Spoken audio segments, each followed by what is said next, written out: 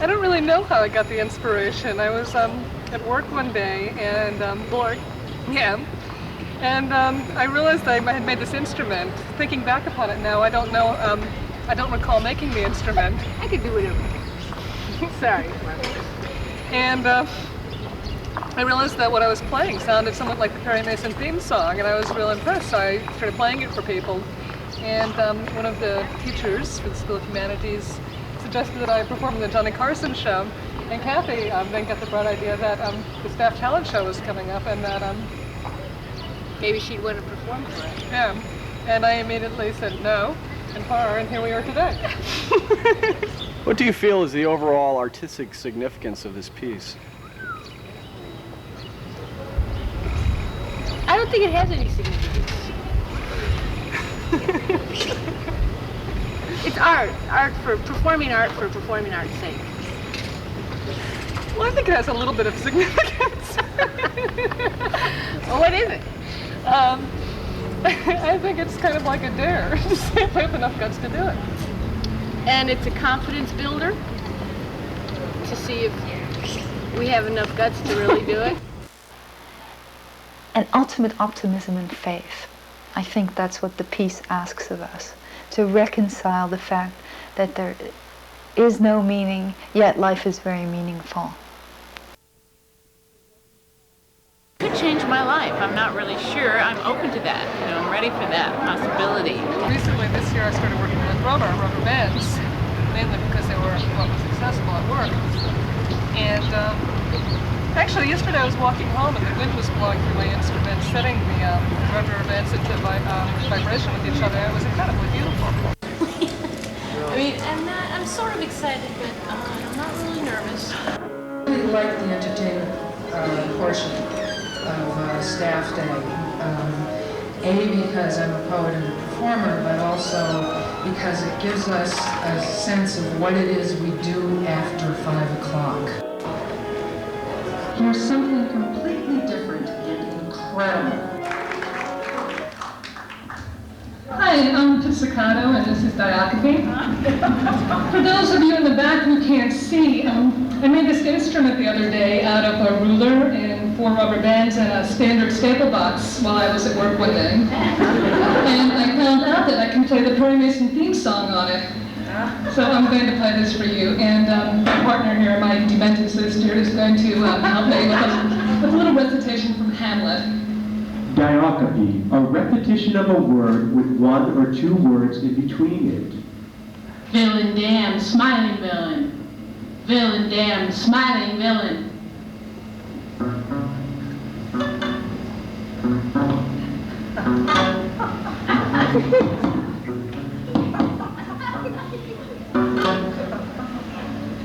Villain, damn, smiling villain. Villain, damn, smiling villain. Diacope, a repetition of a word with 1 or 2 words in between it. Thank you very much.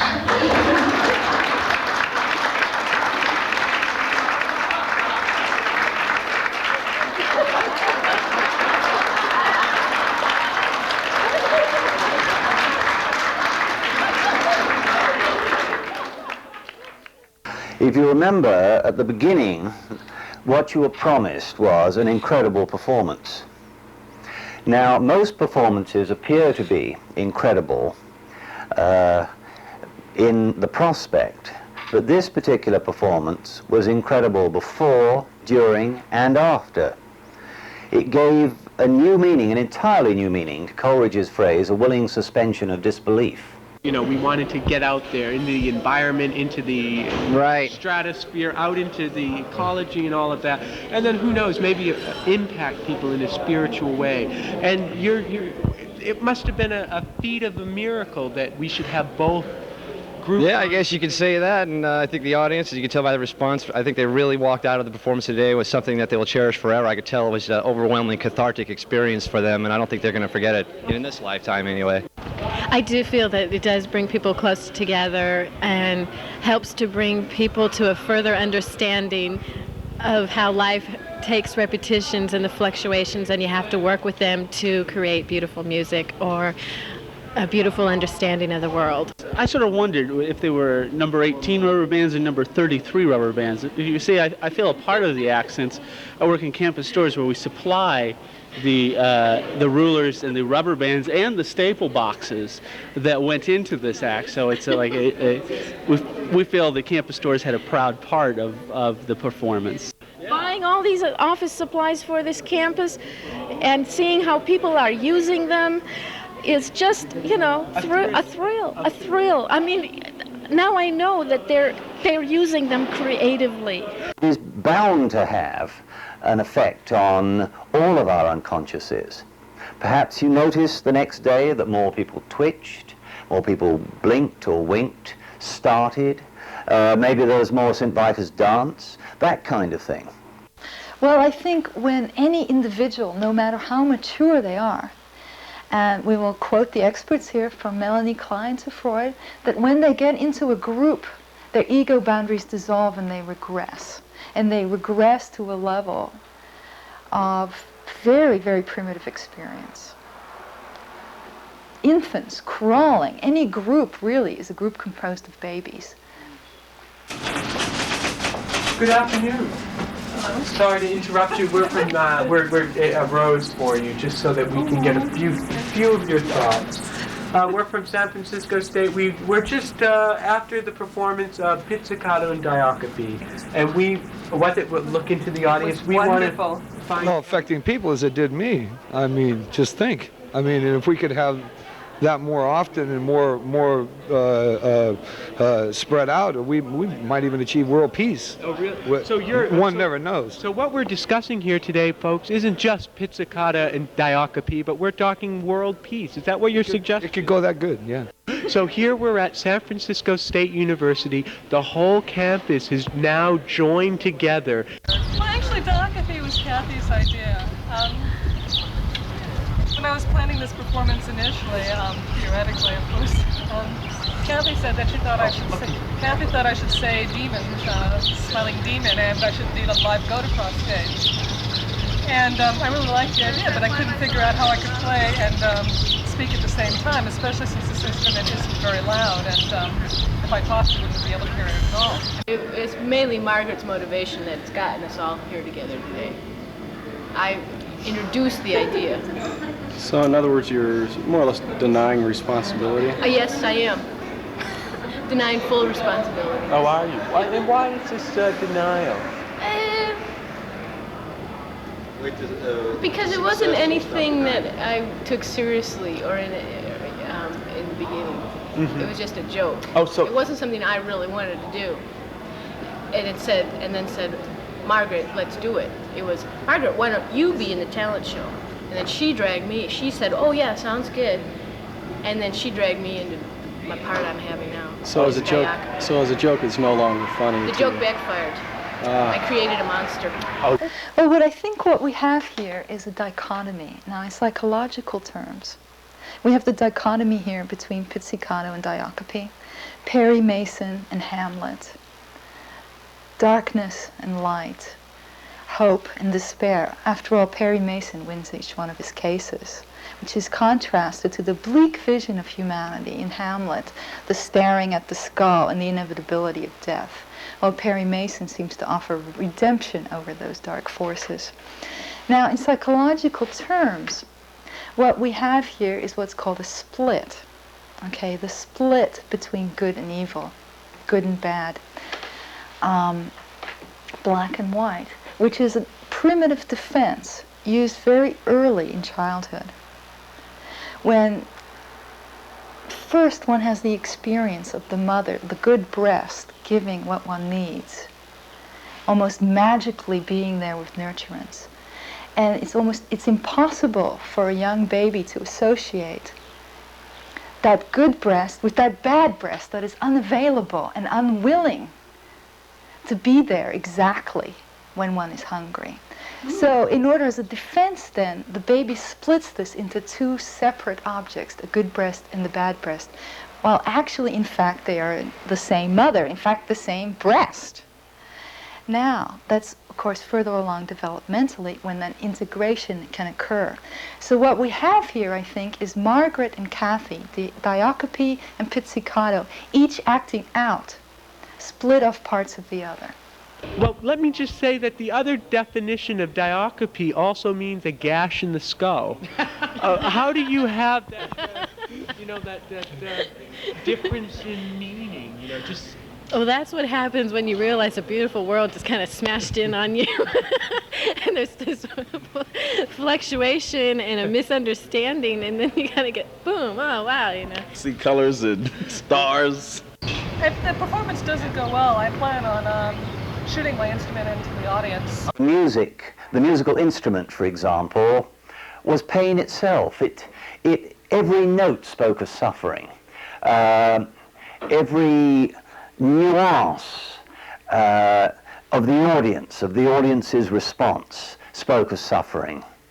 Even after viewing it at such distance of time, of wavelength, and of ironic detachment, I still feel the pain that everyone must have felt at that original performance.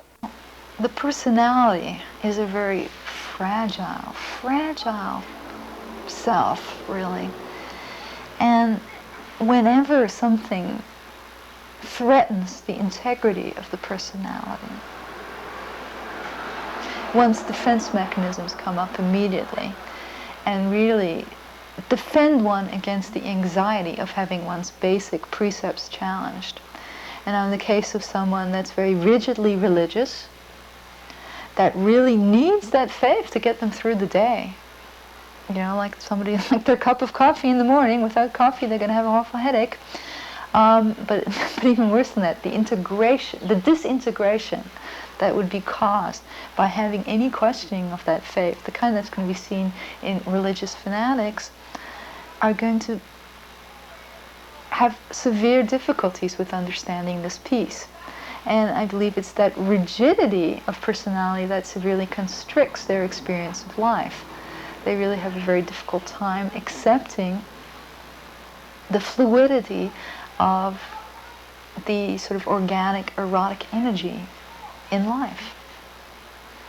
There was a definite overtone, I should say perhaps undertone, of certain of the saints' most terrible, most exquisite suffering. It is a week before Easter, and I thought that perhaps, owing to my Catholic background, that there may have been some sort of unconscious motivation in my creation of this instrument at this given time. So, oh really? Now, do you think that possibly, we hear that harps from heaven might be coming before the reign of God starts on earth? Do you think you might be an angel that's descended from heaven to play before a group of people, and that you might be heralding the new creation of Jesus Christ on earth? No, I never really thought that I was an angel heralding the coming of Christ on earth. I mean, I suppose it could be a possibility. I was amazed how such a simple instrument could touch me inwardly and make my day all, good and whatever. Diacope will be the latest, newest religious movement since Baha'ism. We're just not ordinary state employees anymore.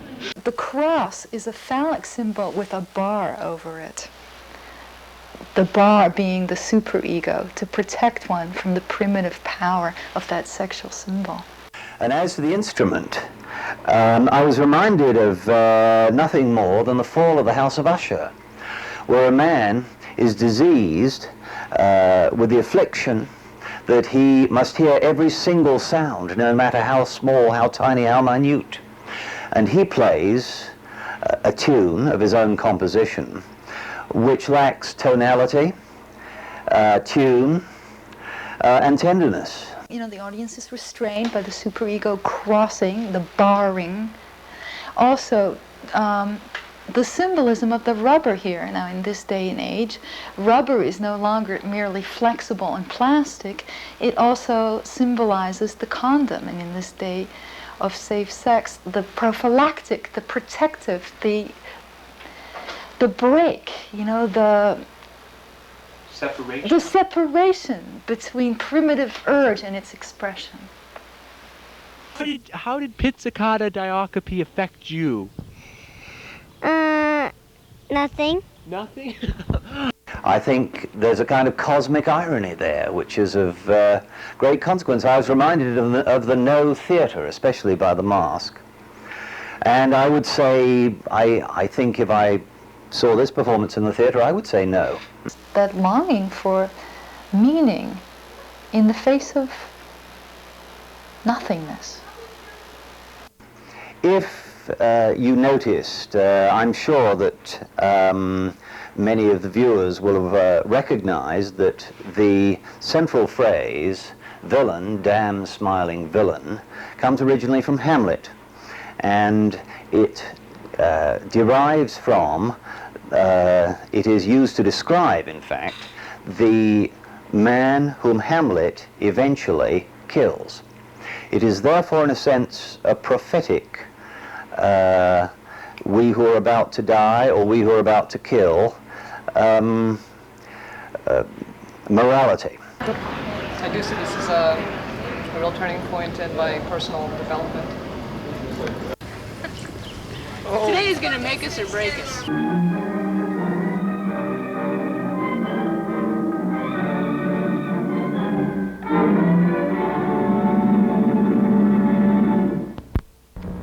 Now, you testified as medical examiner. Your opinion was that death resulted from a massive subdural hemorrhage caused by the impact of an instrument on the parietal region of the proceeding's head. That's correct. By the two blows combined, or was death caused specifically by only one of the blows to the head? By only one of the blows. The non-fatal blow. Could a woman have inflicted it? Easily.